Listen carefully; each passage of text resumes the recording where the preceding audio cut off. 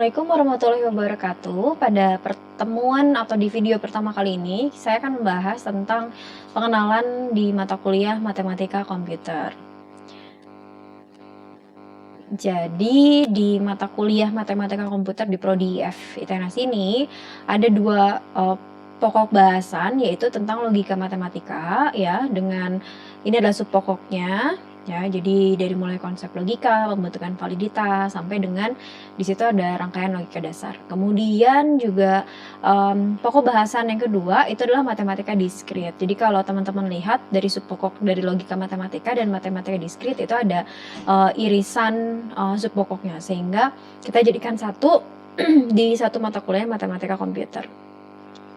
Nah, sebelum lebih jauh, saya akan sedikit menjelaskan apa itu tentang matematika diskrit. Matematika diskrit ini berkaitan tentang objek-objek diskrit. Nah, kalau sebelumnya mungkin teman-teman hanya tahu tentang matematika aja ya saat di SMA, SMP atau sekolah, pada saat kalian sekolah gitu ya. Nah, data itu sebenarnya direpresentasikan ada dua, yaitu data analog dan data digital. Data analog itu adalah sifat datanya kontinu atau menerus. Nah, contoh dari data analog itu, contohnya adalah seperti sinyal suara manusia. Nah, itu datanya adalah analog. Jadi kalau kalau berhubungan atau contohnya dari himpunan bilangan, contohnya adalah bilangan real gitu ya.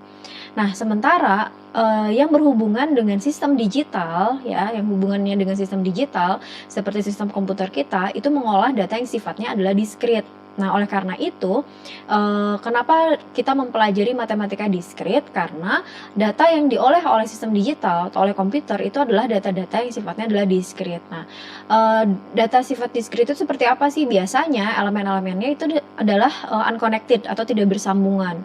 Contoh bilangannya itu contohnya adalah bilangan integer atau bilangan bulat. Nah, itu kenapa kita belajar matematikanya itu adalah matematika diskrit.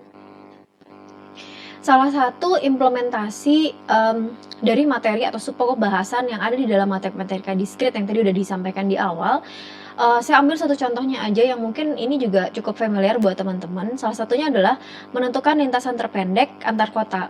Nah, mungkin aplikasinya teman-teman pasti udah tahu, udah sering pakai juga, contohnya kayak Google Maps, Waze, dan sebagainya. Nah, jadi sebetulnya konsep dari lintasan terpendek itu dia mengadaptasi dari teori graf. Jadi di dalam teori graf itu kita akan belajar nanti tentang algoritma menentukan jalur terpendek atau menentukan lintasan terpendek. Nah, yang akhirnya dikembangkan kemudian diimplementasikan untuk aplikasi saat ini yang sering teman-teman gunakan.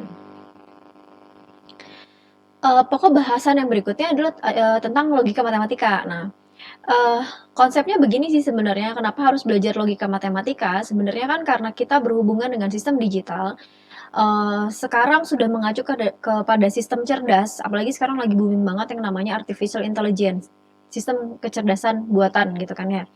Artinya kita pengen membuat sistem digital itu pintar gitu ya, memiliki cara berpikir yang sama dengan manusia. Nah, gimana caranya? Nah, eee, dibutuhkanlah suatu logika. Jadi logika di sini adalah studi penalaran atau reasoning, yaitu cara berpikir dengan mengembangkan sesuatu berdasarkan dari, statement atau pernyataan, atau kalau dalam logika itu kita sebut dengan proposisi.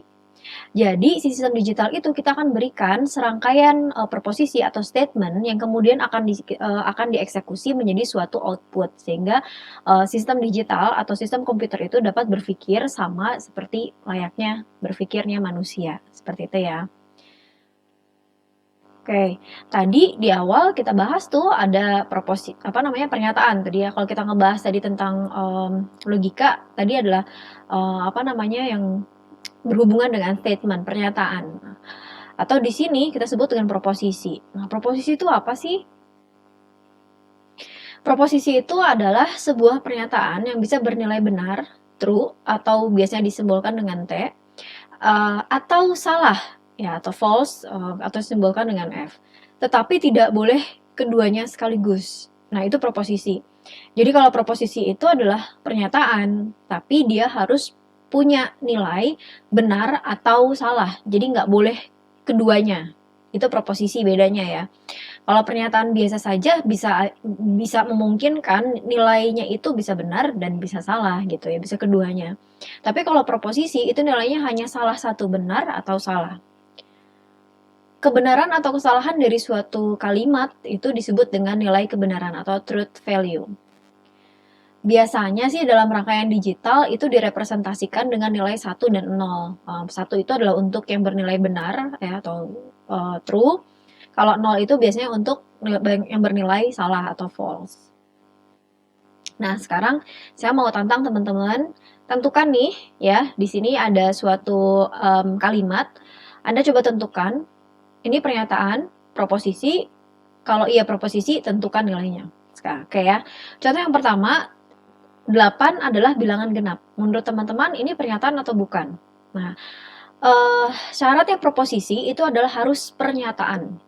Jadi kalau kalimatnya bukan pernyataan, udah pasti bukan proposisi. Tapi kalau kalimatnya pernyataan, nah Anda harus cek, dia proposisi nggak? Cara ngecek dia proposisi gimana? Lihat nilainya. Nilai kebenarannya apa? Kalau nilai kebenarannya benar atau salah, jadi artinya dia cuma punya satu nilai kebenaran, berarti dia proposisi. Tapi kalau seumpamanya si kalimat itu, pernyataan itu, dia punya dua nilai, bisa benar, bisa salah, maka dia bukan proposisi. Paham ya? Nah sekarang, 8 adalah bilangan genap. Kalimat ini pernyataan bukan. 8 bilangan genap adalah pernyataan. Proposisi bukan. Nah tadi ngeceknya adalah 8 adalah bilangan genap. Nilainya apa? Benar. 8 tuh emang benar bilangan genap. Sehingga karena dia punya satu nilai bilangan, dia punya satu nilai ya untuk statement ini, maka kita sebut dengan bilangan kalimat proposisi. Nah, nilai kebenarannya apa? Nilai kebenarannya adalah benar. Oke, nah sekarang yang kedua. 12 lebih besar sama dengan 19. Pertanyaan yang pertama, pernyataan bukan. Nah, ini jelas banget pernyataan ya, 12 lebih besar sama dengan 19. Jadi ini adalah pernyataan. Nah, proposisi bukan. Punya nilai nggak? Gitu ya, nilainya 1 benar atau salah gitu kan ya. 12 lebih besar sama dengan 19. Karena dia punya nilai, nilainya adalah salah, maka ini adalah proposisi ya. Dan nilai kebenarannya adalah tadi kita bahas adalah salah. Berikutnya adalah Y lebih besar dari 5. Nah, ini pernyataan bukan. Y lebih besar dari 5. Nah, ini adalah pernyataan. Nah, kalau pernyataan kita perlu ngecek proposisi bukan ya, gitu ya. Tadi diulang lagi, kalau proposisi itu harus punya satu nilai, benar atau salah, tapi nggak boleh keduanya. Menurut teman-teman, Y lebih besar dari 5 ini, dia punya nilai benar atau salah ya? Y lebih besar dari 5. Bisa ditentukan nggak? Nah, ternyata nggak bisa kita tentukan ya, karena tergantung terhadap nilai Y-nya. Bisa jadi benar, bisa jadi salah. Ya kan, kalau kita kasih nilainya 2, nilainya jadi apa? Jadi salah kan? Kalau kita kasih nilainya 6, nilainya jadi apa? Jadi benar. Sehingga ini adalah bukan proposisi. Karena nilai kebenaran dari pernyataan Y lebih besar dari 5 itu tergantung terhadap nilai Y-nya. Tadi udah saya jelaskan. Nah, biasanya pernyataan ini kita sebut dengan fungsi proposisi atau kalimat terbuka. Kemudian, sekarang tahun 2004 dan 99 lebih kecil dari 5. Nah, ini perlu ditentukan apakah dia adalah pernyataan. Sekarang tahun 2004 dan 99 lebih kecil dari 5. Ini adalah pernyataan ya, tapi proposisi bukan. Nah, di sini kalau Anda lihat, teman-teman lihat, di sini ada yang namanya kata penghubung ya. Dan di sini kan, dan itu adalah konjungsi. Nanti kita akan bahas tentang operator logika gitu. Nah, ini adalah pernyataan. Sekarang proposisi bukan. Punya nilai nggak? Gitu aja sih sebenarnya cara ngeceknya. Karena dia punya nilainya adalah salah, maka dia adalah proposisi gitu ya. Dan nilai kebenarannya adalah bernilai salah. Kemudian, tolong untuk tidak tidur selama kuliah online mungkin gitu ya. Terus, jam berapa kereta api Bromo tiba di Gambir? Pernyataan bukan. Nah, ini jelas banget, tolong, itu adalah kalimat perintah. Jam berapa? Itu berarti kalimat pertanyaan, sehingga ini adalah bukan pernyataan. Karena dia bukan pernyataan, maka udah jelas ini adalah bukan proposisi gitu. Jadi kalau bukan proposisi ya nggak perlu kita ngecek juga nilai kebenarannya gitu ya. X lebih kecil dari Y jika dan hanya jika Y-nya lebih besar dari X. Nah, menurut teman-teman ini pernyataan bukan? Apakah ini pernyataan? X lebih kecil dari Y jika dan hanya jika Y lebih besar dari X. Betul, ini adalah pernyataan. Tapi proposisi bukan. Nah, kalau di contoh yang sebelumnya, Y lebih besar dari 5. Kita bilang itu bukan proposisi karena nilainya tergantung terhadap nilai Y-nya gitu kan. Bisa benar, bisa salah. Tapi kalau kasusnya seperti ini, X lebih kecil dari Y jika dan hanya jika Y-nya lebih besar dari X. Menurut teman-teman, ini proposisi bukan. Teman-teman udah bisa dapat nilainya belum? Benar atau salah? Atau mungkin bisa keduanya? Jawabannya adalah ini kalimat proposisi. Kenapa? Sebenarnya untuk pernyataan ini kita nggak perlu tahu nilai X dan Y-nya. Karena sebetulnya sudah ada syarat di belakangnya. X lebih kecil dari Y. Jika dan hanya jika Y-nya lebih besar dari X. Nah, syarat yang di belakang, kondisi yang di belakang itu adalah memperkuat dari statement X lebih kecil dari Y. Sehingga kita nggak perlu tahu nilai X dan Y-nya. Tidak bergantung terhadap nilai X dan Y-nya, kita sudah bisa tahu bahwa pernyataan ini adalah bernilai benar. Oke ya, jadi seperti itu. Artinya kita nggak perlu juga harus tahu nilai Y-nya atau bergantung terhadap nilai X variabelnya gitu ya. Selama kita lihat di belakangnya ada syarat tertentu begitu ya, ada kondisi pengiringnya gitu, kayaknya kita bisa menentukan nilai kebenarannya. Kalau kita bisa menentukan nilai kebenarannya, maka itu adalah kalimat proposisi. Nah, tadi kalau teman-teman perhatikan kita punya kasus tadi contoh seperti tahun 2004 dan 99 lebih kecil dari 5. Nah, tadi saya bahas sekilas bahwa di situ ada penggabung ya, ada kata konjungsi yaitu dan. Nah, artinya sebenarnya si proposisi itu bisa kita gabungkan. Jadi dua proposisi itu bisa kita gabungkan dalam satu kalimat utuh gitu ya, atau kita sebut dengan proposisi gabungan.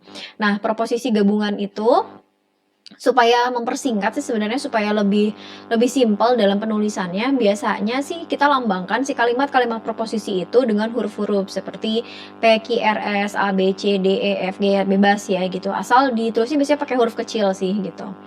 Nah, biasanya penghubung dari si operator tadi ya, untuk menghasilkan pernyataan atau proposisi gabungan dibutuhkan yang namanya operator logika. Nah, ini akan saya bahas berikutnya di video selanjutnya. Terima kasih banyak. Wassalamualaikum warahmatullahi wabarakatuh.